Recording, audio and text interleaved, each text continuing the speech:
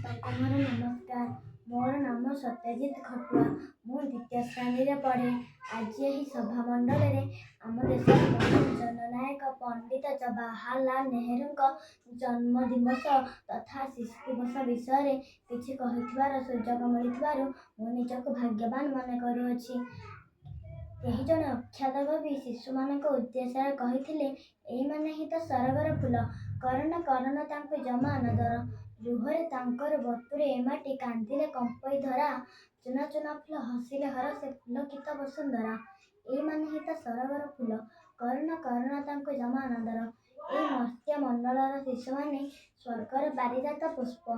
ଏକଥା କହିଥିଲେ ଏଇ ଦେଶର ପ୍ରଥମ ପ୍ରଧାନମନ୍ତ୍ରୀ ପଣ୍ଡିତ ଜବାହରଲାଲ ନେହେରୁ, ଯିଏକି 1889 ମସିହା ନଭେମ୍ବର ମାସ 14 ତାରିଖରେ ଆହ୍ଲାବାଦଠାରେ ଜନ୍ମଗ୍ରହଣ କରିଥିଲେ। ତାଙ୍କର ପିତା ମୋତିଲାଲ ନେହେରୁ, ମାତା ସ୍ୱରୂପାରାଣୀ ଦେବୀ ଓ ଭଉଣୀ ବିଜୟଲକ୍ଷ୍ମୀ ଥିଲେ। ସେ ପିଲାମାନଙ୍କୁ ବହୁତ ଭଲ ପାଉଥିଲେ ଓ ପିଲାମାନେ ତାଙ୍କୁ ସ୍ନେହରେ ଡାକୁଥିଲେ ଚାଚା ନେହେରୁ। ସେ କହୁଥିଲେ, ପିଲାମାନେ ହେଉଛନ୍ତି ଆଗାମୀ କାଲିର ଭବିଷ୍ୟତ। ପିଲାମାନଙ୍କ ପ୍ରତି ଥିବା ତାଙ୍କର ସ୍ନେହ ଓ ଭଲ ପାଇବା ପାଇଁ ତାଙ୍କର ଜନ୍ମଦିବସକୁ ଆମେ ଶିଶୁ ଦିବସ ରୂପେ ପାଳନ କରୁଅଛେ। ଆଜି ହେଉଛି ସେହି ନଭେମ୍ବର ମାସ 14 ତାରିଖ, ପବିତ୍ର ଶିଶୁ ଦିବସ। ଏତିକି କହି ମୁଁ ମୋ କଥା ଶେଷ କରୁଅଛି। ଜୟ ହିନ୍ଦ, ଜୟ ଜଗନ୍ନାଥ।